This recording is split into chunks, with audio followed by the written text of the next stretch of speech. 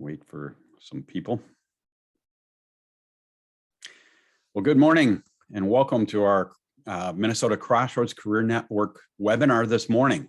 It's, at least where I'm sitting, it's sunny outside, and so that's always makes things more pleasant, and I'm glad you're joining us this morning. Hopefully it's a productive morning where you get some good information and help in your job search, and hopefully some encouragement along the way as well, and some hope. It's always an emotional roller coaster going up and down in the job search, and so hopefully this morning helps smooth that out a little bit. I am glad that you're here. We have a bunch for you. I have Brian Bach will be sharing some things about your career to think about. We have Michael Hurley that you signed up for that is going to be talking about applicant tracking systems. And I know that's going to be very informative and helpful for you.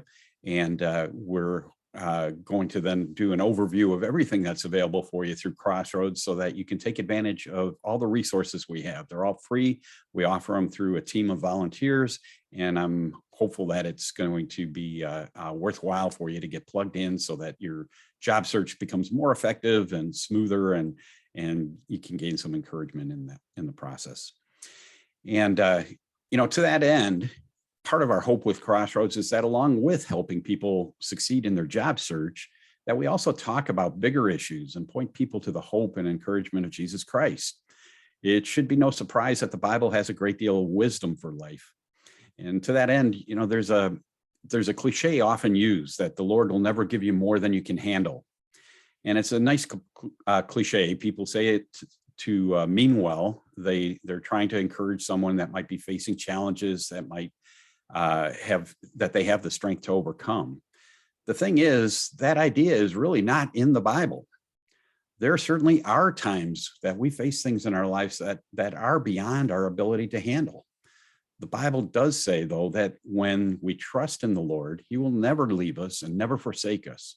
In the book of Isaiah, there's a great passage that makes it clear that it's His strength and not ours that gets us through the storms in life. It says, "Have you not known? Have you not heard? The Lord is the everlasting God, the creator of the heavens and the earth. He does not faint or grow weary. His understanding is unsearchable. He gives power to the faint, and to him who has no might, He increases strength. Even youths shall faint and be weary, and young men shall fall exhausted. But those who wait on the Lord shall renew their strength. They shall mount up with wings like eagles, and they shall run and not be weary. They shall walk and not faint."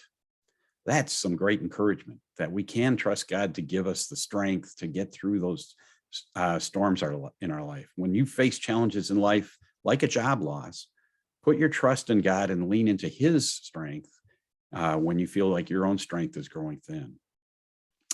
Let me open us in a word of prayer, and then I'll introduce our next speakers. Lord, we just thank You for this chance to come together this morning and to be able to hear things that are helpful in our circumstances. We pray that You use this time for Your purposes, that people hear the things that they need most importantly, and that they walk away with some encouragement and hope and direction in their search. Thank You, Lord, for all these things. In Jesus' name, amen. And so with that, I am glad to introduce Brian Bach.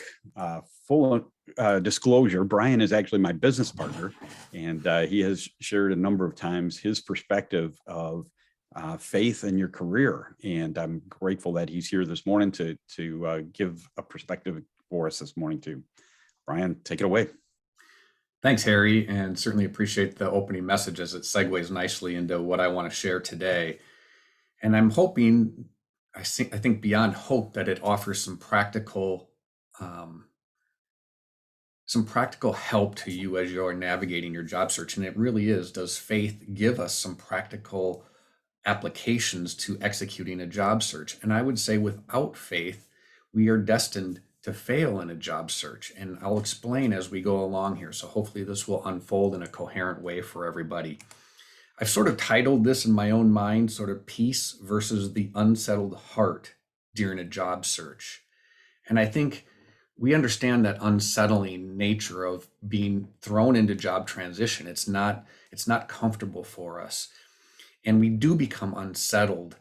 And the analogy of being unsettled in a job search affects performance. And I think the analogy I would use there is if we look at a professional athlete, let's just say a professional golfer who happens to be standing on the 18th hole of the Masters tournament with a one-stroke lead over Tiger Woods, and Tiger Woods is on that hole with you.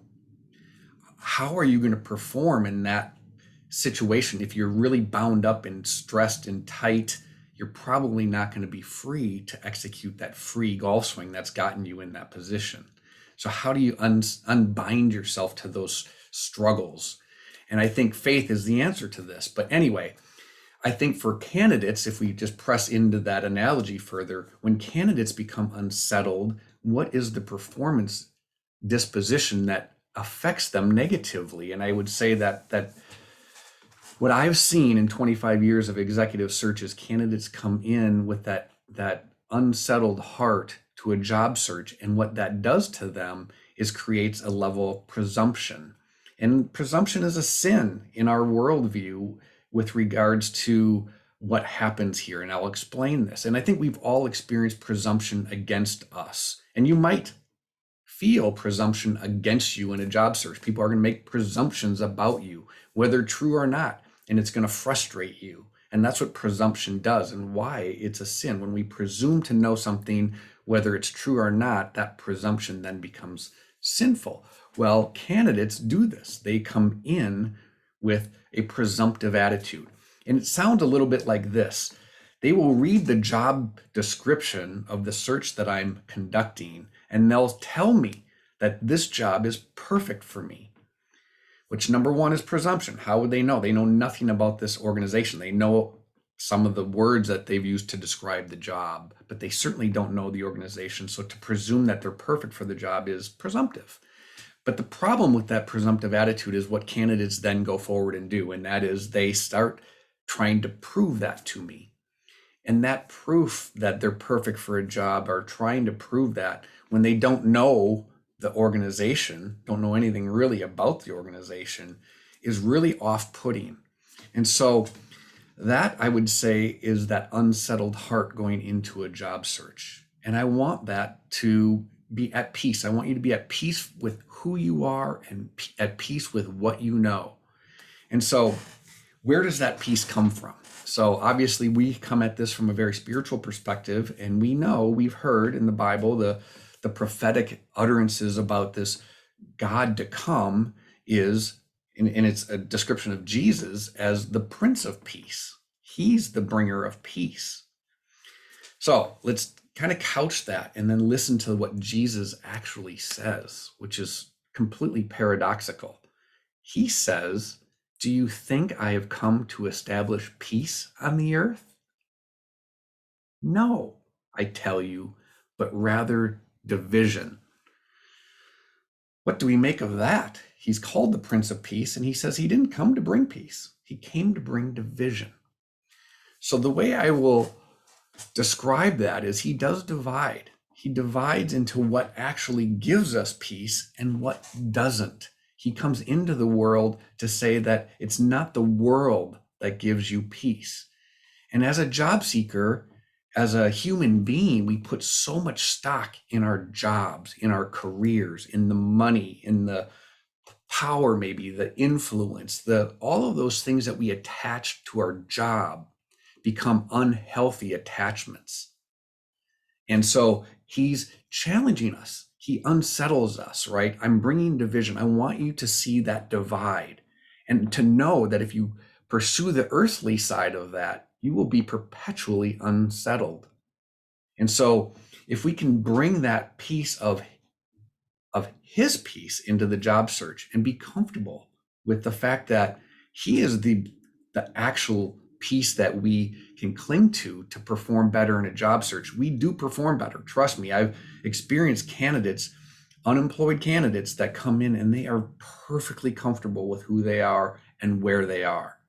And that is not off-putting at all. In fact, it's incredibly attractive. Hard to get there, I do understand that. So he not only presents himself as this Prince of Peace in that way, in creating that divide, but he also gives us the tools to execute this. And so what are those tools? And I would say for the most part, we could look at the theological virtues of faith, hope, and love. Each one of them in and of themselves can give us the tools we need to execute that, or to at least identify with where that peace comes from and be comfortable with that. Once we're there, once we understand that and we put our trust in Jesus, then we can perform well in the interview. So I'm going to look predominantly at hope. Maybe we'll get to love. We'll see how much time we have here. So hope, a great theological virtue. And in fact, Pope Emeritus Benedict wrote a vast exposition of hope. In fact, it's probably a good 45 to 60-minute read just on hope, and it plunges the depths of that word. But if I just pull out one sentence of that, it would sound like this, or he says this, I guess. So now we can say Christianity was not only good news, emphasis on news. In our language, we would say the Christian message was not only informative, but performative. That means the gospel is not merely a communication of things that can be known, like the news. It is one that makes things happen and is life-changing. That is the performative aspect that hope brings, according to Pope Emeritus Benedict. And I think if you read the whole exposition, you'd be blown away about the power that hope has. And there's a movie that I love, and I speak about it often because it's a wonderful epic about hope. And that movie is Shawshank Redemption. For those that haven't seen it, it doesn't matter. I'll set up the characters and kind of give you a view of what hope does, because that movie describes it beautifully. And again, I want you to all cling to this kind of hope, because remember, as Pope Benedict Emeritus stated, it's performative, not just information for us. So in the movie, we have two characters. They're best friends, Andy Dufresne and Ellis Redding. Red is his name in the movie. He goes by Red in the movie. They have different views of hope. Andy talks about hope being a good thing and good things never die. And he hangs on to hope despite his terrible situation in that prison. Where Red conversely says there's no place for hope in here. It will torment you, it will destroy you, in his estimation. So if we look at those two characters coming forward, then one executing on this life of hope within those walls, one just sitting there and letting the walls close in on him. Andy takes that hope and he performs. Every day he picks at the wall in his prison cell behind a poster that's hidden by the poster, picks at that wall. For 20 years, he picks at that wall till he breaks through and is able to create an escape lane for himself. Now, it's probably important to know that Andy was falsely imprisoned. Anyway, he holds on to that hope despite the circumstances. And if you think about that, he's consistent. He's resilient. He continues to drive at that wall for 20 years. I mean, if you think about that, 10 years into that, if we let our imagination just go, 10 years, and he's only halfway through. He doesn't even know how far he is through. He just keeps executing. So that's performative hope. He kept executing. And he did it with a good spirit about him. He just kept doing it. He wasn't in prison, dour, letting the walls close in on him, as Red did. Anyway, as the movie concludes, we see that Andrew does escape, and Red in those walls is then let go, and he's out of the prison. And now he's facing this world, and he's still hopeless. He stares at an engraving on the wall of his apartment where one of his close friends, who lost all hope in his freedom, committed suicide. And Red is contemplating the two sides of hope. Do I end this? Is it hopeless? Do I do what Brooks did and kill myself? Or do I do what Andy did and cling to hope and do something? And he chose to do something, and that was to follow some instructions that Andy left for him. And finally, execute against hope, and it set him free and reunited him at the end of the movie with Andy. Hope is performative. And I think if we understand that, we can then perform like Andy did in that prison, with consistency, with endurance, and not let the overwhelming anxiety of being unemployed unsettle us. We can have peace in this hope. By the way, the greatest hope we can have is a transcendent hope, a hope that goes beyond our next job, a hope that is in Christ and in his promises, that our redemption at the end is so glorious that no trial or tribulation we face in this earth is really any big deal at all, regardless of how serious those trials and tribulations are. If we put our hope in his promise. By the way, he struggled long before we ever did. And he came out on the other side. He showed us that we can struggle mightily and still come out on the other side in a glorious fashion. So that's the ultimate Christian hope that allows us to be free in our struggles in this earthly existence that we have. So with that, I'll send it back to Harry and let Michael then contribute to this conversation, because I know his talk is going to be a lot about doing, a lot of things that you can do to perform well in this process. So there you go, Harry. Thanks, Brian. Really appreciate that. And, sometimes I think when things aren't going our way and we're unsure of the future, it's easy to get bogged down into that negative spiral and not realize the hope we do have ultimately through Christ and the ability to transcend our current situation. So spot on. Appreciate it. Thank you. Yeah. And next, I'd like to introduce Michael Hurley. He and I have, I was just thinking about it, have known each other for a little while, probably 25 to 26, 27 years, something like that. Mm-hmm. We worked together at a company many, many years ago and have done very similar things in different paths along the way. But Michael has a very, very long experience as a recruiter, which, it's really remarkable that a 35-year-old guy can have 40 years of experience, but I think we're almost there. I know, you just got to start early. But the thing with Michael is, he's worked in agency environments and a lot of corporate environments and gotten experience with a lot of different corporate recruiting systems, applicant tracking systems and processes that companies use in different ways.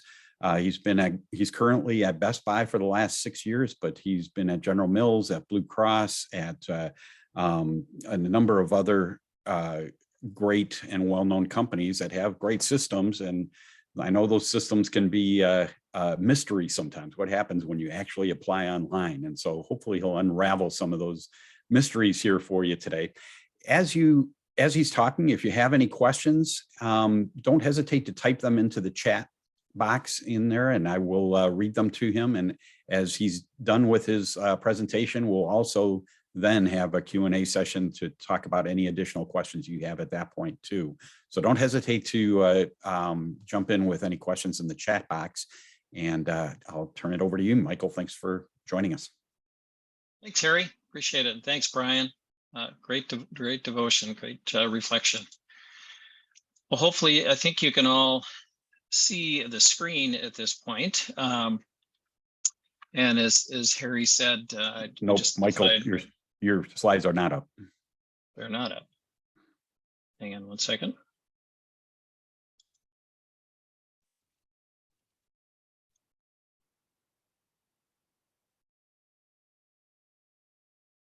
How's that? There you go. Perfect.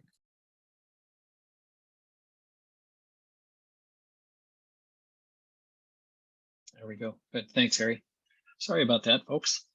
So as just continuing just a little bit more about my background, as Harry mentioned, I've been in the agency side of the world, as Harry and Brian are now, for probably half my career, with companies like Robert Half and some smaller firms, all of which had an ATS. And from a corporate perspective, again, between full-time and contract work. I've been was at Securian to start with in St. Paul for 9 years. That was pre-ATS, so I'll comment on that in a little bit. But she said it been through transitions from one within the same company from one system to another. Even just currently at Best Buy, we've transitioned from one system to the current system and are moving to, in part, using a third system now. So have had a lot of exposure, again, to systems, to companies, how they use, why they use the ATS system. So that's why we thought might be good to chat about it. And we get a lot of questions about the ATS process, if you will. Kind of a fun disclaimer. So as I mentioned, I have a lot of experience with an ATS or different ATS systems, as I'm sure Harry does, I know Brian does. So the information that I wanted to share this morning, I would say, is somewhat from opinions, somewhat certainly from practical experience, other professionals as well that I visited with prior to coming on this morning. But I don't want to necessarily say that all these opinions and thoughts on this are coming from Crossroads or every other professional. So a little disclaimer there, but I would say they're pretty darn close in terms of what I think people would say. So again, the sources outside of just, again, visiting with some of the friends that I have in the marketplace that are at Amazon and US Bank and Target and all the way down to very small companies. Those sources also include a number of websites that speak to an ATS, why an ATS, what types of ATS systems there are. And I should also say, as I started thinking about, for me, it was a funny side note. I'm going to refer to things as ATS systems, but I realized if I spell that out, it's an applicant tracking system. So apologize for that, but I'm going to go with the ATS system. So let's move on to just the topic. So as you can see in the main slide, this is primarily what I'm going to cover this morning. So common things we hear about an ATS, and that comes from people that I talk to on a day-to-day basis, people that we talk to in human resource panels that we've had at Crossroads Saturday events, and certainly in the small groups that I lead. And I should also add, I've been involved with Crossroads, I think it's about 10 years now, and mostly basically facilitate our job search training classes along with several other really great experienced people. So these are the things, again, that we typically will hear about an ATS and what you might not know. A couple simple notes about, again, an ATS. How many ATS systems are there? Who has the ATS system? Why do companies have an ATS system? And then get into kind of what you don't really need to know to be successful with an ATS, how companies use the ATS, and what to consider when applying, and then finally what you can control. So that's what we're going to cover today. So common things we hear about an ATS. Number one fan favorite is it's a black hole. And I can certainly empathize with that. I've certainly applied to some of these over the years myself and found it to be sometimes a black hole, although honestly, I have to say it's really not, but I do get the perspective. Other things you see certainly on websites and commentaries on LinkedIn is, how do I beat this game with an ATS, and how do I bypass an ATS? And I would say, for me, it's probably not the right perspective, because you really can't beat, win the game, if you will, or bypass an ATS. You just can't. So I think it's more important to say, what is an ATS, and again, why is it there, and how do I work with multiple ATS systems? And also, the note here, 70% of resumes in ATS are never viewed by a human. That might be true. Caveat on that would be typically out of, let's say, 100 people that might apply actually in an ATS to any given position, there's going to be a pretty high percentage that actually don't meet qualifications as they're listed in that given job description or posting. So are those reviewed by humans or a talent acquisition professional? Sometimes, sometimes not. Again, especially if it's a high volume position where there's many applicants. Actually, the goal of the ATS is to screen out some of those folks that are not as qualified as others. And then the last one is, why do we even have an ATS? It's so impersonal. And yes, some of them are not very applicant friendly. The experience that an applicant has when they're using any given ATS isn't always positive. Companies can, and some do, look to an ATS to provide a better applicant experience, along with providing what the company is actually looking for it to do. But I wouldn't necessarily disagree with that. But so the ATS doesn't have a great perspective. But I was going to say, back to the 70% aren't seen. Typically, what you will see with any given ATS, and this is just numbers for you, basically 10 to 20% of those applicants are actually considered and resumes are reviewed in any given scenario. And again, if they meet qualifications. So I guess what I would say in closing to this particular slide is, if you can't beat them, as you heard, join them, which means learn to work with these systems. That would be, I would say, something that I would recommend, and I do recommend in the classes that we have. So, and one other kind of a side note, what I think is somewhat an inaccurate statement that we often hear is that there's 70% of the jobs are filled, that are not posted and filled internally or via networking. And I was going to say to that, it's very rare, unless it's a very small company, to have a position that is not posted. I mean, there's requirements around that. There's compliance issues around that. So again, it's pretty rare that would ever happen. So that, again, there's kind of it depends on how what's behind that statement, I would say. So it's not like companies are running around trying to fill positions without posting, because that doesn't do us any good in terms of getting the best candidate for the job and having a lot of exposure to really good talent. From a networking perspective, and it says filled internally. So if they're filled internally, those opportunities weren't ever going to be presented to the external market anyway. And I would say for a Best Buy, for instance, we probably fill internally positions 10, maybe 20% of the time, again, depending on the business unit. But from a networking position, those, as they say, filled, if you will, through networking, I would suggest that those are still often come back around to having to go through an ATS.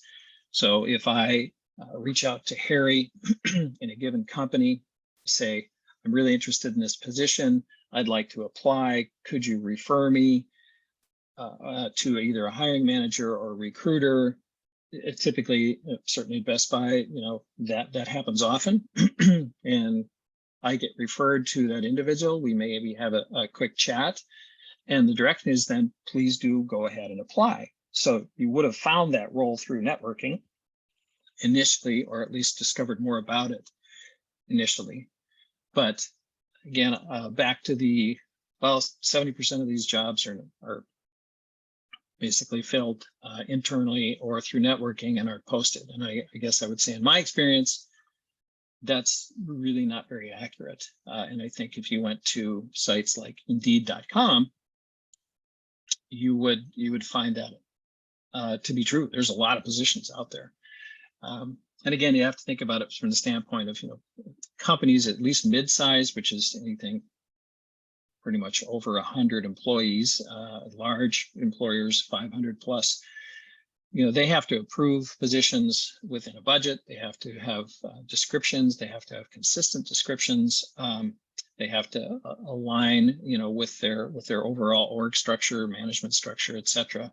So it's not, let's just say it's difficult if I find a really good individual that has the skills that we can use to get a position opened up for them just because we think they're a really good talent. That's difficult to do. And it's always been, not just at Best Buy. So let's move on to the next. So what you might not know is people do decide on who moves forward within the ATS. And assuming that the person is qualified. So as I mentioned before, 70% of people may not have their resumes reviewed. That's assuming that the 70% or the 30% are qualified, met the posted qualifications, requirements, basic skills as they're listed.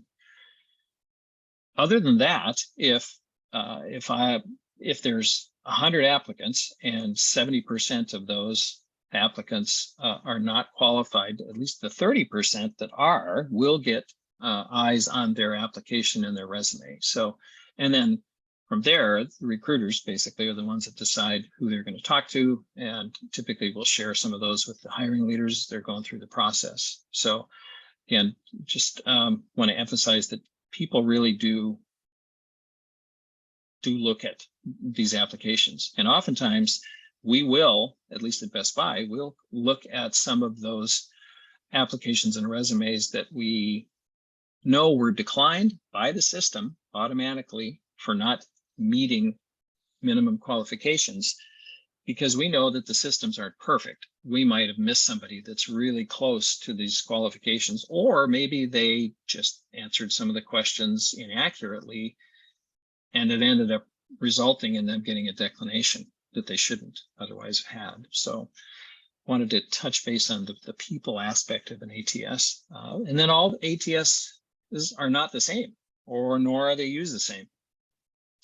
There's a lot of variation in terms of functionality in these systems and how companies decide to use that functionality or not. And again, it's very hard. It's very hard to figure out on the backside of things what the company is employing in terms of the functionality. Again, we would hope that it's a good candidate experience, but again, it really depends on the company. It depends on the leadership, how they look at the system, and what they want to work through. So, and then the last piece there is 50 to 60% of job applications, excuse me, in ATS are abandoned because it takes too long to complete. That's something that companies try to pay attention to. Is our process within this ATS long, challenging, repetitive? And the answer to that, to some extent, is a lot of them are. They're not easy to make your way through. In particular, if you think about maybe applying to multiple roles. But I will encourage this later. But I would say, if you think about that number, maybe you get frustrated with the time that's taking, or having to repeat information in particular different cells in an ATS, and you just decide to go, well, this is good enough. Well, actually, what ends up happening is those abandoned applications, resumes, if you will, are not seen. So every once in a while, some systems are set up to remind individuals that, oh, you haven't completed the full application, please finish this, this, and this. But some of them don't. And as simple as sometimes candidates don't actually put in their formal resume when they can download it. And recruiters typically will review that application. And if what they see in the application basically begs further information, they will reach out, typically in an automated fashion, to get that resume. So everything is complete in the system. And in part because you think it has to, at some point, hiring leader is going to want to see that actual resume too. So there's reasons behind that, but hopefully that's helpful. Just real quick, how many ATS systems are there? And this was, as I noted from Statistica, there were 60 top ATS systems worldwide. So as a percentage in the market, you can see what I've listed below. At Best Buy, we use Connexa Brass Ring. Obviously, it's not the most widely used, but back probably now 6 years ago, we were using 𝙤𝙀, which you see down below there is at almost 15% of companies use 𝙤𝙀. Workday has grown dramatically. A lot of companies, as to include Best Buy, are bringing that in as an ATS system. We're going to continue to use actually Connexa Brass Ring and Workday combined in our applicant process. A lot of it is still going to be behind the scenes. The application process is going to be used through Connexa. So as you can see, as I mentioned before, they're all used differently. And in this case, a lot of companies use multiple systems. But these are the different systems that you typically would run into. And as you note, their proprietary systems make up about 8% of the market, meaning that we built our own. And there's a number of agencies that have built their own system to house all the information that they have in terms of communications with candidates. So those are to some extent even harder to figure out because they were built internally. So hopefully that helps give you a picture of, there are a lot of systems out there. So again, you have to just get used to the idea that each one is going to be different. And then who has an ATS? Well, as you can see, almost everybody. Fortune 500 companies, and I would probably suggest that, Fortune 1000 companies, that's still in the strong 90 percentile of companies that have an ATS. If you think about it just from a recruiter perspective, 75% of the recruiters in the market use some form of an ATS. And from a small company perspective, as I mentioned before, that's maybe, let's say 4 people to 100 people, probably 30% of those have some form of an ATS. The really small companies, because they don't have the flow of applicants that the bigger companies, mid-size and bigger companies do, don't necessarily need an ATS. Some of them will just keep track of individuals in Excel spreadsheets, which honestly I can't imagine, but that certainly happens. So again, if they don't have the funds to invest in an ATS software, they will figure out a way on their own how to do that. But again, a lot of the small companies still have an ATS format for you to go through. So why do companies use an ATS? So the whole point of an ATS is to improve the hiring process from beginning to end, as the slide says. And as I mentioned before, I was at Securian Financial for 9 years, and that was pre-ATS. Didn't have a laptop on my desk until I think 2 to 3 years before I left. So at that point, we would always get a stack of every resume that was sent in via mail. Totally dating myself here, with the cover letter underneath, stapled together. And we would review all of those. We would make notes on them. And then we would have letters sent out, literal letters sent out to the applicants saying that, thank you, we reviewed your resume, but we're not going to be pursuing you at this time.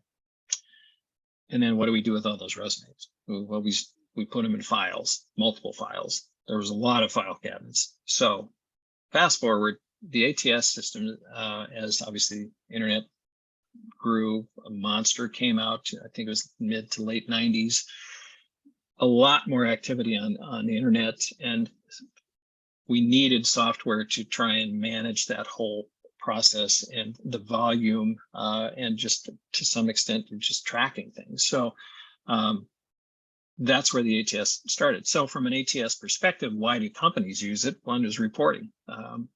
We have to report on, and we like to report on how many positions we have open, how many positions have we filled, how long has it taken us to fill those positions, how many applicants are in any given position, all kinds of reporting, internal reporting that goes on. Government compliance certainly is a huge part of that. Legal component, government compliance. So if you're a government contractor, you need to do a certain amount of reporting, and that comes out of the ATS. Customized screening. So when we talk about posting positions, and at least what we use typically at Best Buy is the word, it's minimum qualifications. So we can set up customized questions to align with those job qualifications that are posted. So that makes it a lot easier, again, when you have a lot of positions and a lot of candidates, to do custom screening. So, and sometimes that's assessments, sometimes that's video interviews that are set up through that. I know UHG does that, and Optum does that. So obviously, as I mentioned, an ATS system will screen out, so to speak, candidates. And so that reduces the volume that, say, recruiters take a look at. Again, as I mentioned before and noted here, that's a pro and a con.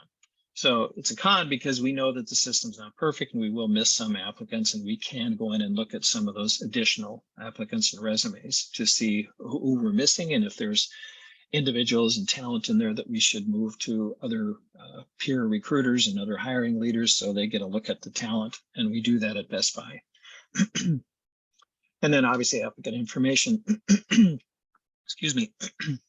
You know, we keep track of obviously resumes, communication, any kind of interview notes that we've had, informal interviews, offers, onboarding, everything. And again, in the end, it also builds a talent pipeline that we can look into and source talent from for other positions, either immediately or in the future. And I would say a large number of the folks that I talk to, friends that are in this talent acquisition space, do that. So it's there's all kinds of obviously reasons why the company's using ATS, but hopefully that gives you a backdrop. It's not just to make life difficult for candidates. In terms of what you don't need to know, how they all work, you really can't know that, because as I've mentioned, no two are the same. Some applicant tracking systems, again, the functionality they use is different with different companies, and some applicant tracking systems are automatically will compare your resume to a job description. And if, however, those metrics are set up, those analytics are set up, you may or may not get viewed. It might give you a score, if you will, as I noted down below in this on this slide. So as an example, Taleo has a function, a feature that they call rec rank, a requisition rank, which ranks each applicant based on how well their resume scores based on the job description. So as it compares it and reviews it, they can use that function, and they might not. That doesn't mean that you are declined. It just means that what it's going to do is it's going to rank you from typically from 0 to 100 as to how your resume fits in with that description. So as an example, Best Buy, when we post a position, it has minimum qualifications and preferred. And we do have then what we call qualifying questions that align directly with those minimum qualifications and oftentimes preferred. So that when you have a question that says, I need, or we back that up. So the minimum qualification would be 5 or more years of experience in financial accounting systems. The question would be, how many years do you have of experience in financial accounting systems? And then it gives you a choice to go from 0 to 1 year, 1 year to 2, 2 to less than 3, 3 less than 4. And if you said anything less than the 5 that is your minimum qualifications, you will not get the score, basically like 10 points for that. And you'll also automatically be sent a declination letter because you do not meet minimum qualifications. Now, again, we can and do see a lot of those resumes that do not meet qualifications. They're in the requisition that we're working on, but I just wanted to kind of give you that sense of how at least Best Buy works through this. So, and I should also say, again, in the age when we have a lot of applicants for most jobs. I work in the technology and data science space, so we don't have a plethora of candidates in that case, but in finance and accounting and marketing and a lot of the other positions, there's quite a few applicants that will apply to the companies, certainly like the big ones, UHG, Optum, General Mills, Target, Best Buy, US Bank, Wells Fargo, et cetera. So we obviously don't interview all those people. I would say typically I'm looking at maybe 10% of the applicant pool, maybe 15% that we, and this isn't just me, this would be my peers as well, will actually interview, do a phone interview with on the phone, and then with a goal of basically passing on 4 to 5 people to a full interview process. So just a couple examples of how we work through that process. In terms of the keyword ranking, most don't use the AI specific function in terms of keyword ranking. I talked to several people, noted basically one company in the Twin Cities. I'm sure there's more, but it was largely a no, we don't do that. We don't use that functionality, or we don't have that functionality within our ATS to actually match keyword resume to keyword job description. Talk a little bit later about why keywords are still important though.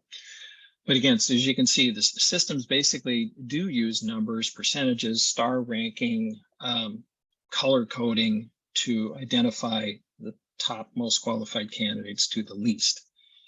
And then this type of scenario with an ATS is not going away. They're just going to be likely more focused on using artificial intelligence to better analyze if an individual is basically fits the talent profile that we're looking for. So our next slide is what to consider when applying. And I always tell people this when I'm facilitating our small group classes, that even specific to an ATS, you can only control what you can control. And obviously, as you could tell with what I've said prior to this, there's a lot that you can't control. It's more of how you approach, working through multiple systems. But the ways that you can control having success, if you will, through this process is, one, know the job description and the company. Basically, do your research. Anytime you apply, any given person we know typically will some will really scan the core responsibilities and kind of cruise by here's our business requirements or skills that we're looking for, and they go, oh, that looks interesting. I think I could do that.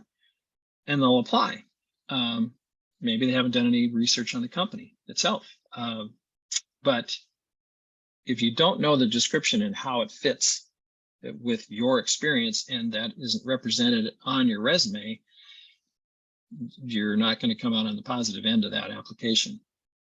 So as I noted there, know if your experience listed on your resume aligns with that job description.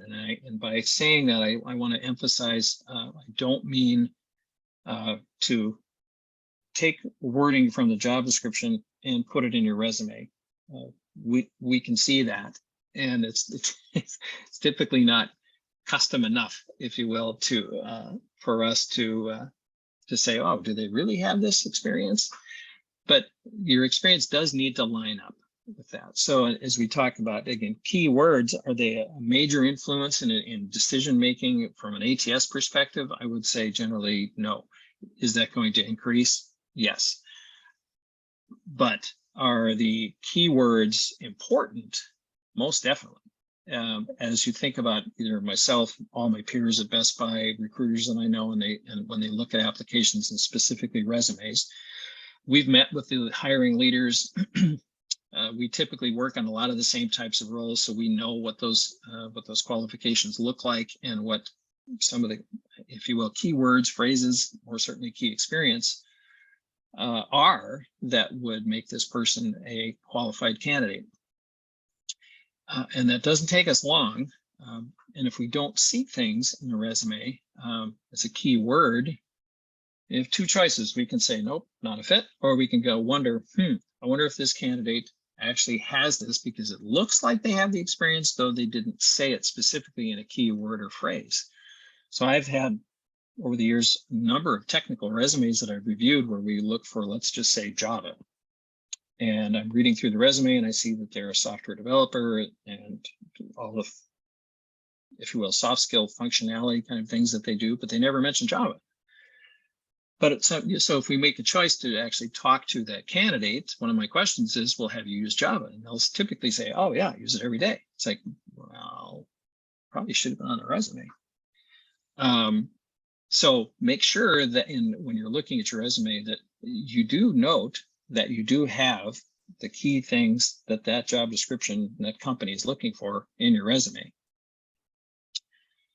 From a style perspective, excuse me, resume style, meaning how the resume is formatted, is important, I would say, for a number of systems. And again, it depends. There's a lot of depends in these scenarios. Some systems will take a look at a resume that's not a standard format. And maybe by not a standard format, I mean some very flowery, extravagant fonts, tables, graphs, lines, and borders, etc. And when you try to download that, the system is not set up to take that particular format or font, and it will turn it into gobbledygook, basically, and just a big pile of content, which makes it difficult for certainly a hiring manager or recruiter to review, because it's just like it's just a huge pile of content, no divisions and lines, just a lot of content. So from a resume perspective, I would say keep it very standard, minimal lines, minimal graphs, minimal tables, etc. You can have that type of a resume and use it if it asks you if you have an actual resume that you'd like to download. And we do have that in the Connexa Brass Ring system. So we get core content that's easily readable, and then we get the attachment, whatever attachment is that the candidate puts in there, and then that can have, again, everything that I just said, take out of one resume to use when you're applying. It can have the resume with the photo on it and everything else. So just be aware of that. And from a font perspective, again, I would say stick with typically like Times New Roman, Calibri, Arial, a couple simple fonts. One thing I would say as well from a resume perspective, and this is, I think I typically get agreement close to 100%, is don't use a functional resume, and don't try to put in a functional resume into an ATS that ends up, like I said before, it might end up just giving you just a pile of content as a recruiter or a hiring leader to look at, which isn't ever a positive for the candidate. But for multiple reasons, the functional resumes tend to be very broad, very general, not specific, not keyword, not key phrase, and typically just are not a well-liked option by most recruiters and hiring leaders alike. Last couple of things here on this slide, complete the application. So as we mentioned before, a lot of applications are left unfinished because if you've gone through and you've applied to 10 positions and you've seen 10 different ATS systems, you're kind of like, wow, here we go again. And this one's asking me for everything 2 and 3 times over. If you really like the company and you really like the job, basically it behooves you to follow through and complete the application fully. Some systems will note when people don't. And again, that's not a positive within that system or to the person that's looking at the resume. So again, some, not all, some. So again, variations all over the place. And then, bottom line is don't apply for positions that you're not qualified for. And that goes back to knowing the job description, knowing if your experience basically matches with what they're looking for. Is it close? Then sure, you could certainly apply. But we get a lot of, unfortunately, I've seen this in my 6 years, is most people won't apply for a position that you're really not qualified for. Every once in a while, we'll get somehow the candidate answered the questions that got them through to they meet qualifications. And we look at their resume and we go, wow, I don't see anything here that matches what we're actually asking for. It's rare, but I think part of that is if you decide to start, because you can these days apply for so many positions using an ATS, you just like, well, I could do that role, or that looks interesting, or I could do that. And then you get frustrated because you either don't hear something or you get a declination. And it's like, well, what the heck? I didn't even get looked at. Well, actually you did. The system analyzed you, or maybe somebody did look at your resume and they sent you probably an automated declination. So saves yourself some angst by not applying for positions that you're really not qualified for. Different way to get to those would be, as I'll mention in a minute here, networking. So last slide, just closing comments. So preparation is again, as I've led and facilitated a lot of groups, preparation is key. So that's why I mentioned pre and post ATS. The ATS is a part of the whole application process. But what happens pre-ATS?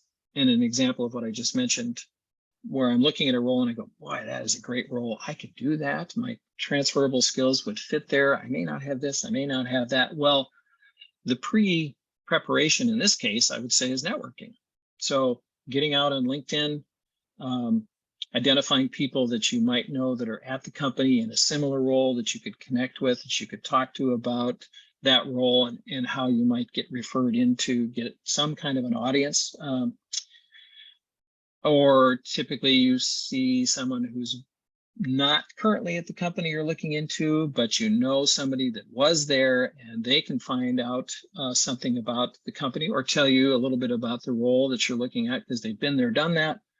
So there's different ways from a networking perspective to again, pre-ATS, get yourself referred in, because I think for the most part, without exception, at least again with Best Buy, we do a great job of touching base with all the people that we're referred by our employees, or even people that I might know that people might send me a resume. Hey, Michael, could you take a look at this person's resume? The neighbor, they're in job transition. I think they'd be a really good fit, and we do. And if they're not quite the right fit for a given role, then we'll direct them to a different role. So again, that whole front end pre-work, the networking piece is huge. It's probably the most effective way to find a role. It takes time. It's not natural. The 20-minute networking meeting book that I mentioned there by Nathan Perez is a great resource. I would highly recommend that. But again, it is the most effective way to basically find a new role, maybe in a spot where you wouldn't otherwise get a look. And then post ATS, after you've applied, but realistically ATS and post, is interview prep. So I'm in meetings with hiring leaders all week, every week, doing debriefs on multiple candidates that have been interviewed for multiple positions. And we do meet as a team, and they discuss, in very kind of defined rankings and commentary, how the person did and who we might decide to make an offer to. What I typically hear, at least in half of these meetings, is that, boy, Michael, this candidate, their resume looked great. They looked like they had the experience, or they're very strong within their given field, but they couldn't tell us their story or what they did or how they did it or their accomplishments in any nicely condensed story. And that's what the STAR technique is. STAR stands for situation, task, action, result. And some formats are just task, action, result. But basically, if you think about yourself in any given role, there's a situation in my role that is my responsibility.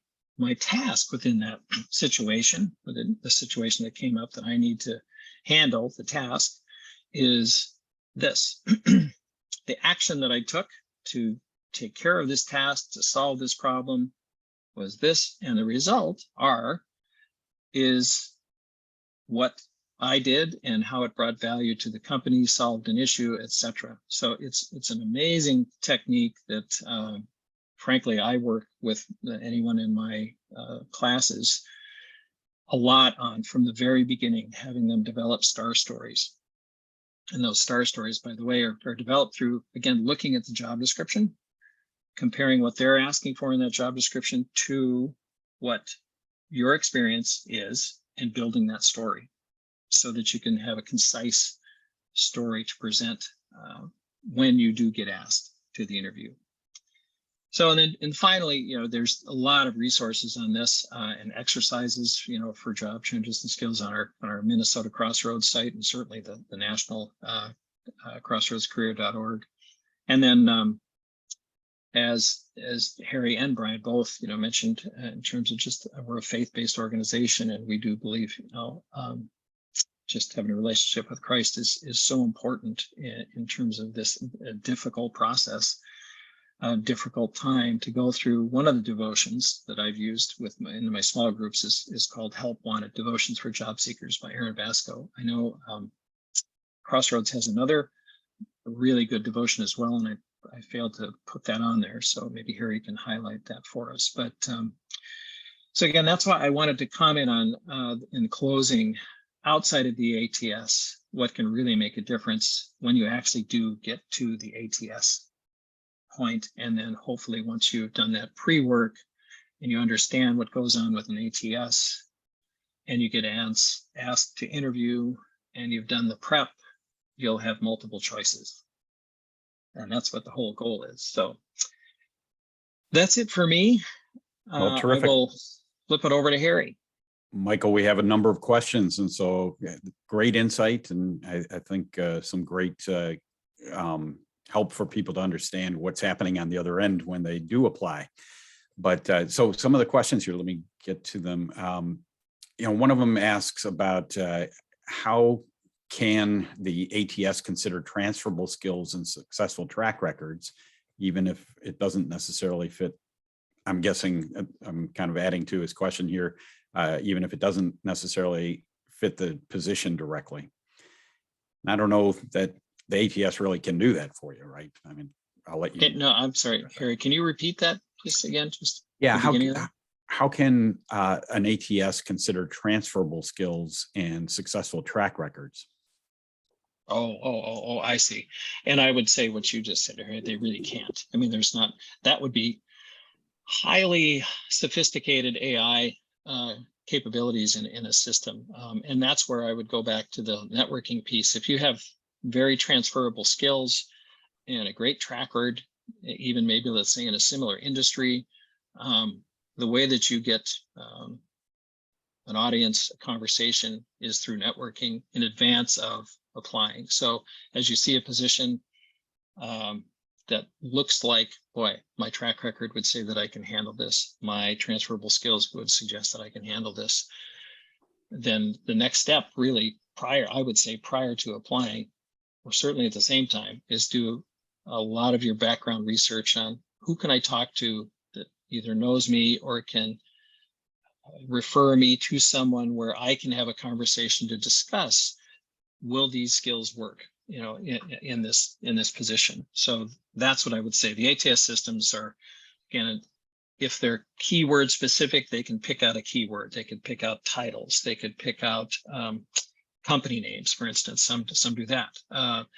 But from a transferable skill, and that's specifically like soft skills, I would say generally not. They might be looking for things like analytical strategy, collaboration, cross-functional, those types of keywords again, but it's less likely that you would find systems that are going to do that. Agreed. And not, as you pointed out, it's not that you can't pursue those jobs. It's just not going to happen through the online application system. Correct. Great. Someone else puts in the guidance is to customize your resume and applications to the specific job posting. But how do I make sure that my resume or application will be considered for future openings? Can I update my data in the ATS on an ongoing basis? Yes, you can. You basically, if you go apply to a system like Connexa or AsRank, you basically create a profile. So you can go in and update if you've added experience. You apply, let's say, at the beginning of the year, and 8 months in, you're still in your role and still looking, and you see another opportunity at Best Buy. You can update that profile or the resume. That doesn't mean, though, and typically not, that a recruiter would see that, because it would just be updated in your system until you applied. Then they might see the updated resume. So I hope that answers the question. Yeah, it does. And it kind of, I think, folds in with this next question too, is, related to that is multiple applications. If you're applying for different jobs, can you have different resumes in the system at the same time for those different jobs? And just in general, from my perspective too, is how many applications are too many applications in the system? Well, that is one thing about an ATS. If you apply to a given company many, many times, the recruiters will see that. And typically what we see is, and we can see when people have applied to multiple positions, typically we see that they've applied to related positions. However, if you look at some profiles, we click on, oh, where else have they, what other positions have they applied to? I might need to talk to one of my peers about, we don't want to have both of us talking to the same person if they're qualified. And the concern comes when you look at the person's background and then you see the variety of positions that they've applied to, and you really have to wonder how they could actually be qualified for all of those positions, because they tend to be pretty varied qualifications. So part of that question is, can I customize my resume and apply and put this in, apply and put that in? Most ATS systems probably wouldn't function that way, because you're working off your again, a profile. But you can always, if you have an opportunity to talk to, again, someone that's referring you, or if you actually get a chance to talk to a recruiter, you can say, hey, by the way, Michael, I appreciate this time.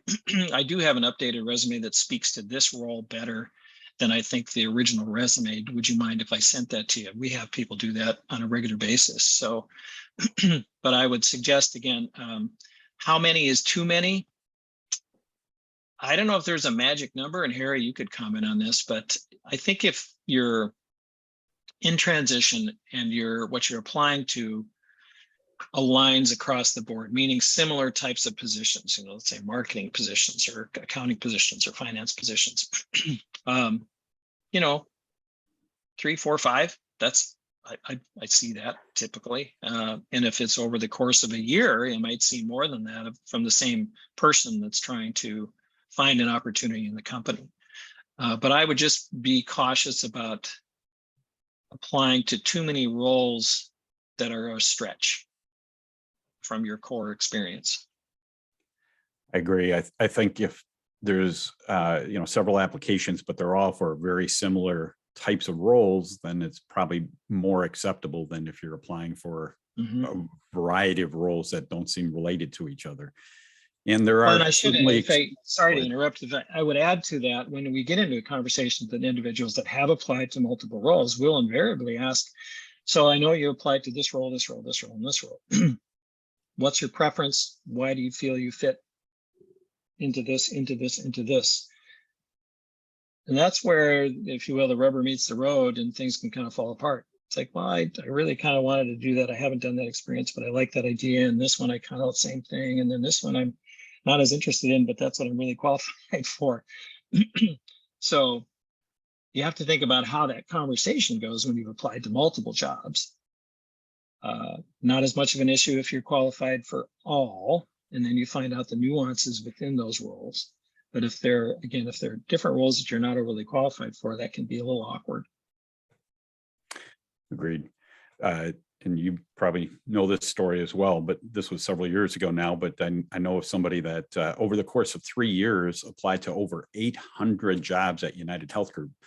They are not going to land a job. Don't do that. No, no, they won't. I would say, is there a magic number where people just don't take you seriously? That might be in the.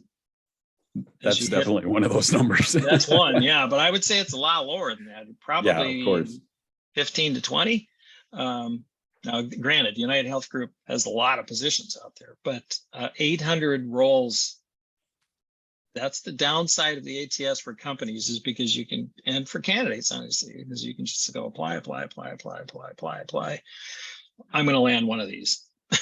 Sure. And if it's the same company, like you said, right, that might suggest something. And somebody asked about when you have, I'm assuming here what they're referring to is overlapping dates on your resume. He said, how do you present being 25% in one company and 75% in another company? Does the ATS have a problem with that? I don't think that's an issue for the system at all, but what's your perspective? Meaning that you're working at this, you've got two companies that you're working on? I'm assuming that's what they're referring to here, yeah. No, the ATS system, that doesn't matter.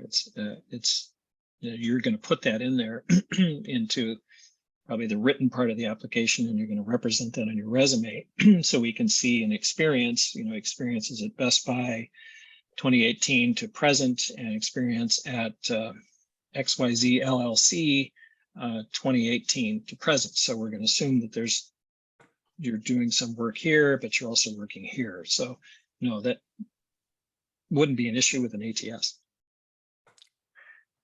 There's somebody asking kind of a two-part question, but I'm going to ask you the second part first here. He says, not one application system has auto-loaded my experience correctly, chronology and title, etc.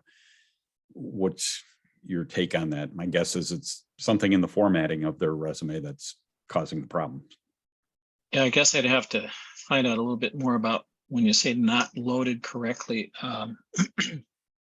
The only thing I can think of is what you mentioned, Harry, and that's it's probably what you're trying to download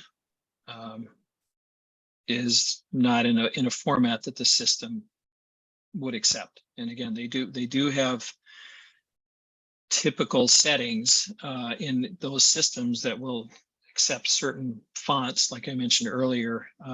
Not so much formatting, but there's certain things that the system just doesn't like, but I'm not exactly sure why it wouldn't, other than that, why it wouldn't load your system, because a lot of these ATS systems, you have to fill out things like, I worked during this time to this time at this company, here's my core responsibilities, and you're going, this is all on my resume. But that's what some of the ATS systems want you to do. And then you also download the actual resume that you have. So again, I'm not sure why it wouldn't load that. If there's an issue in applying, and then this happens infrequently, but I will get emails from individuals, sometimes emails, sometimes a note in LinkedIn saying, hey, Michael, I'm interested in this role. I tried to apply.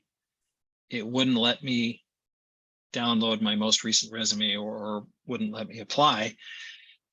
Could you assist? And they've sometimes they may not even be working in that particular role, but they see me as a part of Best Buy and I have my contact information there, so they reach out to me. So that if you can get in touch with somebody and you're having an issue in terms of getting your application or your resume downloaded in that company, I would suggest that. Sounds good. I think the advice you had earlier in your presentation is directly applicable and terrific here, is that when you're uploading your resume in order to have it parsed out by the system for the application, it's a good idea to have a very plain text-based resume to do that. And then you can upload and attach your formatted resume in addition to that. Yes. It just makes things simpler in terms of auto-loading the application information better. So along those lines too, this probably varies from person to person or recruiter to recruiter rather, but recruiters are persons, I guess, but yeah, some people think that, some don't. but when you're looking at somebody's application online, do you primarily look at the application information, or do you open up the resume that they've attached? Which is your preference usually? And I think it probably varies from one person to the next. Am I right? Yeah, I would say it varies. I think our preference is to always look at the resume because it's probably it just gives the best pictures, and that's a good resume. But specific to like Best Buy, the first thing I can look at 8 resumes at once. It's called speed browse. So I can have 8 resumes, so to speak, that are not set up like the resume is set up, but is the resume in a chronological or whatever order their information is in. I can just click on one and I can scan up and down 8 at a time or 10 at a time, and just scan and see. And I can click to a different button and that'll pop up their resume, the actual resume, so I can look at that too. My preference is always to look at the resume. But if we have a lot of resumes, a lot of applicants, most of us will use that speed browse function to cruise through what it is basically just core content. And it's organized content, but it's still content, not a actual functional resume, if that makes sense. So preference I would say for most of us is to, especially if we have limited amount of talent coming in for any given role, is to certainly look at the resume. Makes sense. So related to that too, you mentioned in the presentation that the system itself doesn't necessarily sort by keywords or give certain resumes preference or applications preference by keywords, but certainly the recruiter does, because the recruiter knows they're looking for certain things. As you said, somebody with Java experience, and so you're scanning up and down looking for that. When you, hypothetically, if you have 100 applicants on a particular job, I'm assuming you're putting in keywords of, show me the people that have this on their resumes. Is that fair? Yes, I would say on a limited basis. If I'm looking at an actual resume, and I can type in find or select, find a particular number. I usually do that if I can't see what I need to see in the resume, and I'm thinking, am I missing something, or is the person just literally, they just didn't mention one of the key things that makes you qualified for this job? So we will, we will do that. I think it's if that's answering your question, it's on a pretty limited basis, because normally we don't need to do that. And I want to go back to the keyword thing just briefly again, because people bring that up all the time. And again, it isn't that the systems that are out there are not doing that. As example, the individual I know that's working in Amazon, they have the capability of doing that, but they don't use it.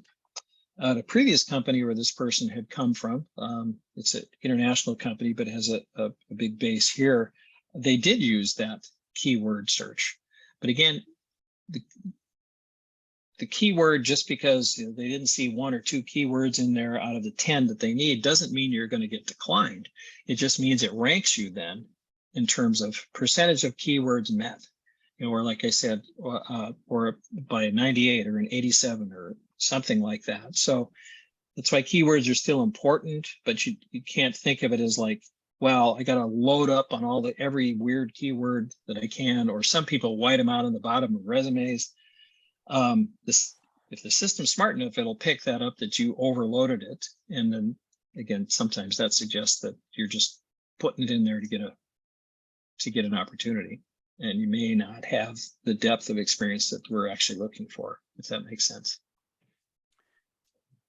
So related to that, you mentioned earlier that 70% of the resumes that are in the database aren't necessarily being looked at. How is that 30% versus 70% determined? Is it the system is offering up those 30% for you to particularly look at, or you have run your own search to find which ones are most applicable? No, the system does it. So again, in our case, as I look at if you will, the dashboard, for Connects Brass Ring, it will show me how many internals applied, how many externals applied, and in one section it will show me the people that meet qualifications, and then it'll show me the overall total of applicants. And in that overall total are the people that are basically their status. If they did not meet qualifications based on how they answered the qualifying questions, it will say that the turned down does not meet minimum qualifications. And you can see that typically by the point total that they get for having answered the questions that we have laid out.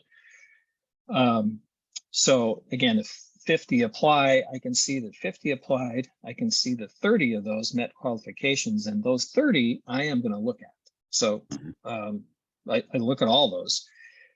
If there's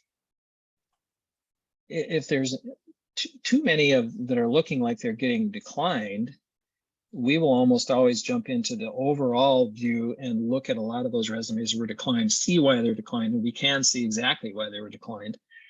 And maybe we need to adjust the qualifications of the role, and in which case we go to the senior directors, people we're working with, and say, well, it looks like what you were asking for, most of these people are just shy of having, but is that being just shy enough for you to consider them? And a lot of times they'll say, oh yeah, we probably should have posted it that way to start with. So there is that internal conversation that goes on and review of those applicants. But big picture, I would say for the most part, we don't need to look at the turned down, do not meet qualifications. They stay in that particular requisition. If there are people that are shy, let's say by a year or two, but we do look at them. So let's say we are trying to hire a senior level person, and we see a lot of people that were not qualified, so to speak. If we have that same position come up that's not a senior, let's just say it's an analyst, not a senior analyst, we'll go back into that particular requisition or the previous requisition where there's a lot of applicants who were declined, and we'll look at those who are declined and say, oh, well, these people could fit into the lower level role if they're interested. So we'll send them a note to see if they might be interested. Or we'll take a couple of those resumes, send them to the hiring leader and say, these are from the other rec, very similar qualifications. Do you want to consider these folks? So there's multiple things that go on in any given company where we're always trying to at least identify talent that we missed for other opportunities. To your point is, if you're not finding enough candidates that meet all the qualifications, then you might review, are the qualifications set, is the bar set too high, and should we consider some of these others? But if you are seeing enough candidates that seem to meet all the qualifications, that question would never even come up, right? So right, correct. Having the qualifications is important, and when you're a stretch for a position, you can pursue it, but it's probably not going to come up for you in the applicant tracking system. Correct, and that's where the networking comes in. Right. question a little bit of a different twist on things is if a person's resume is submitted to a company through multiple search firms, is it kept in the system? No. So, and the reason I say no so quickly is from an agency perspective, the agency doesn't apply in the system for you and put your resume in. You have to apply. So we get agency resumes outside of the system.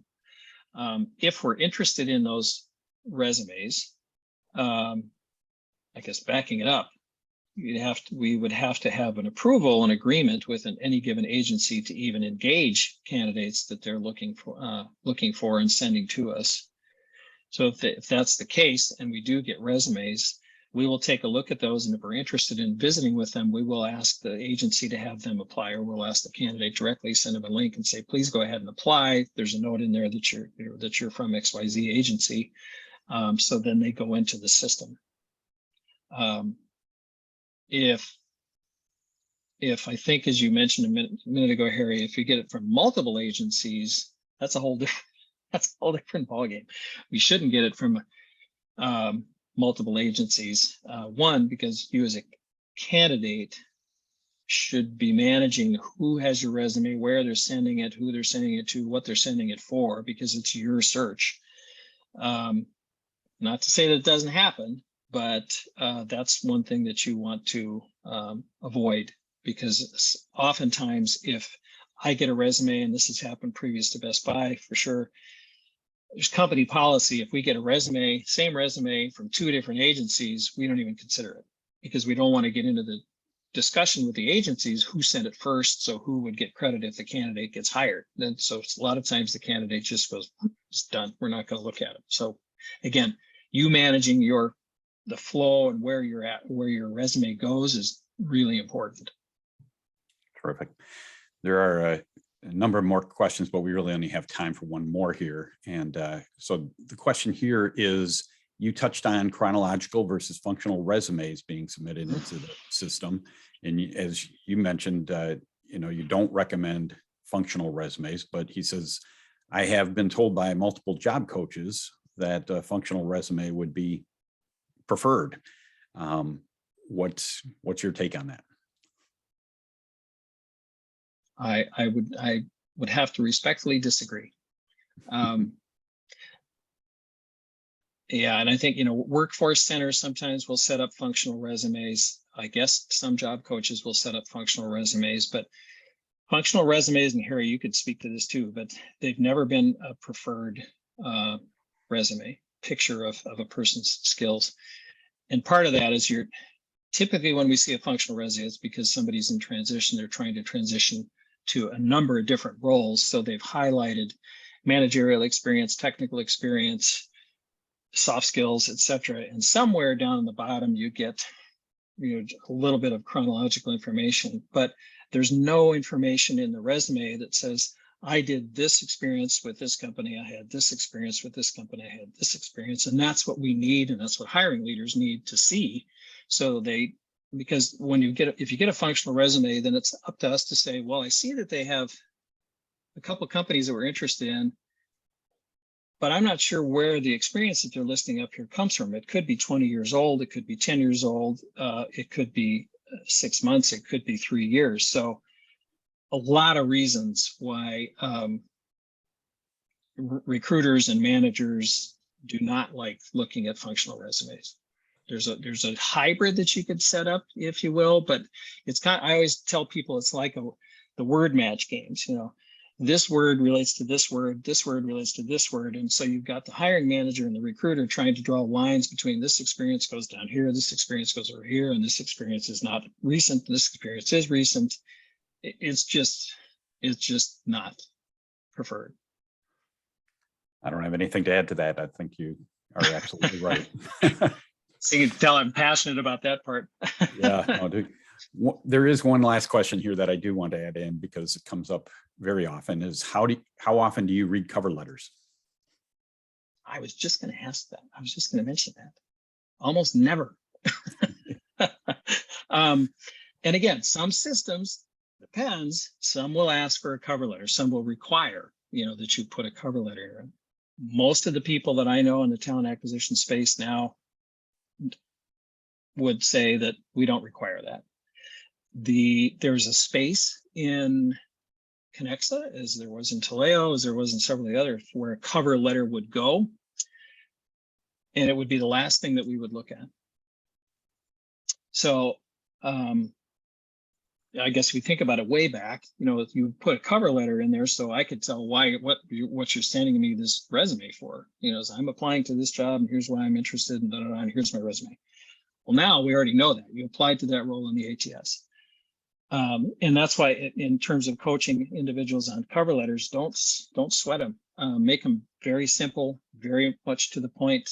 I'm interested in this role. I have 3 years experience doing this. I'm passionate about this. Look forward to talking to you. Done. Because otherwise flowery ones, if we read them, are fun. But generally speaking, I would say most recruiters don't. Great. So. Well, thanks, Michael. That was really helpful. I'm going to transition here to doing an overview of what's offered through Crossroads, but I hope people walk away with some better understanding of what happens when they're applying online and how to think about working through those systems. Thanks so much. As well. Thanks, Harry. Thanks for the time.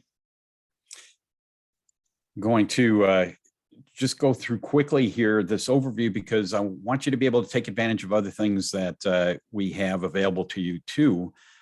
If this is your first time on one of our webinars or in one of our other activities, we will be sending you a copy of this devotional called How Long, O Lord, How Long?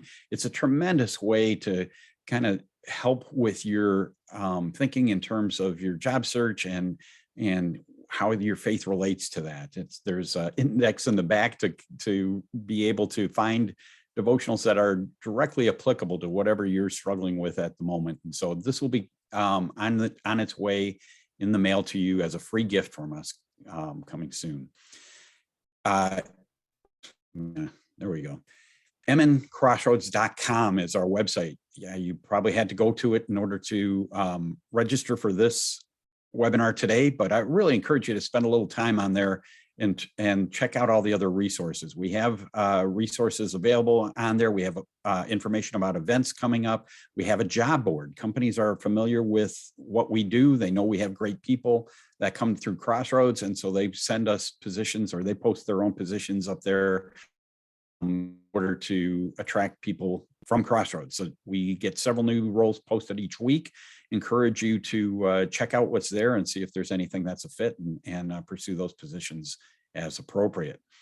On a weekly basis, we have different ways you can get plugged in. We have our Networking with Grace group, which is focused networking time every Thursday morning at 9 o'clock. So it'll be actually just starting right now, but it's online for the time being. You can sign up online to be able to participate and get the Zoom link to be in there. And it's a great way to get contacts from others, to get ideas, to get encouragement. And Wes Tang and Wes Roper are co-leaders for that group. We call them Wes 1 and Wes 2, and they do a great job of making sure everybody walks out with something each week. So take advantage of that on a regular basis, and it's a great way to help others as well by sharing contacts and things that you know. One-to-one coaching is available. You can sign up online, and one of our volunteers will follow back up with you to set up a time to meet, whether it's by a Zoom meeting or a phone call or whatever you prefer. But any questions you have related to your job search or just want to talk through your situation, you can do that. If you want somebody to review your resume with you, if you want somebody to help you prepare for an interview or do some mock interview practice, anything you want to discuss regarding your job search, you can sign up and take advantage of that as often as you like. So the information's online to do that and take advantage of it. We know that the job search process can be trying and can be that emotional roller coaster I mentioned before. And I'm really grateful for a group of people that just love to pray for you. And so you can sign up specific prayer requests online through the website. We have a page for that. And if you feel like you need to get some additional support and prayer and not counseling per se, but certainly somebody that to talk through your stresses and emotional situation on a more regular basis. We have soul care, and you can sign up for that online as well. We can have somebody that meets with you on a more regular basis to be able to provide that kind of support. And I'm just grateful for this part of our team that really thrives on helping others. I really view the real meat and potatoes of everything we offer through Crossroads is our online classes. We have an 8-week small group class that covers every aspect of a successful job search, starting with attitude and getting in the right frame of mind and doing some assessments so you can better articulate what makes you unique and what you bring to the table. We talk a lot about networking and targeting companies, best practices for resumes and how to think about putting that together. We talk about interviewing skills and sharpen those, negotiating, selecting the right job, and much, much more.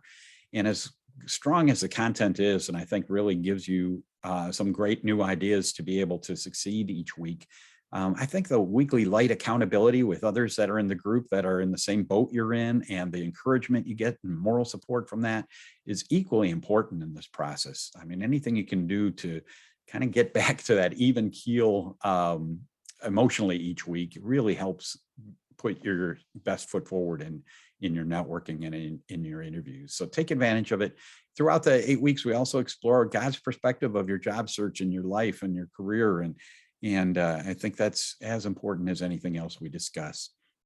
New meetings, our new classes start each month. Michael is actually starting a new class here this next week, I believe it is, or no, I'm sorry, it's tonight, I believe, that he's starting. You can still sign up. The information is on the website.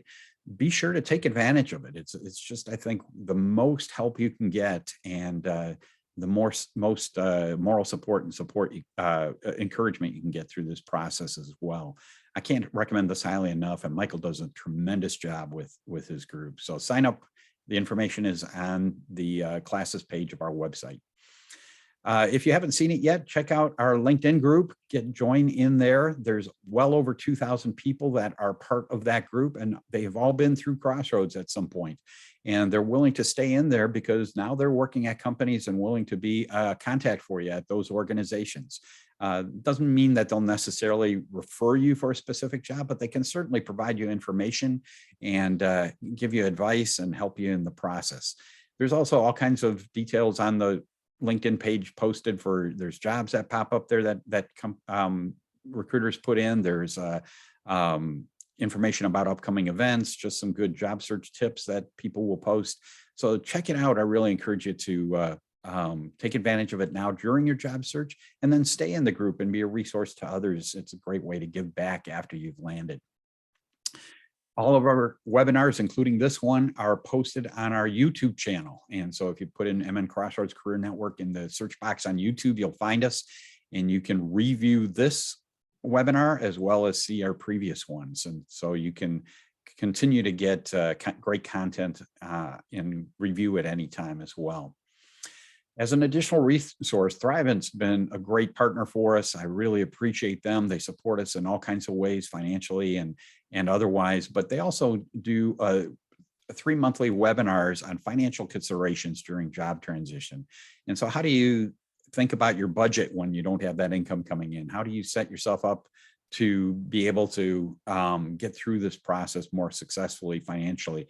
And how do you think about your 401k plans and everything else? And these aren't sales presentations by any means. They're really just informational and to be able to help you think through your finances during this time. So on the website is where you can sign up for that. And I just want to acknowledge our volunteers. We have over 40 people that help with Crossroads in one way or another. We can't do all this with just a couple of people. And so I'm grateful for each one of them. They bring expertise, they bring their time and effort, and really have a heart to help others in any way they can. So I just want to acknowledge that there's a lot of people involved in putting all this on. And we do have 3 churches that support this. When we do meet in person, we meet at the various locations. Hopefully sometime later this year, we're going to get back in person. But Woodbury Lutheran Church, North Heights Church in Arden Hills, and Grace Church in Eden Prairie are the places. If you don't have a church home, I encourage you to check them out and visit them on a Sunday morning, whether online or in person. With that, I'm going to wrap up. We went over time here today, but the content was really great from Michael, and I hope it was helpful for you. Thanks for joining us. I hope that you can be encouraged and to take advantage of the other things that we offer. Have a great week. Take care.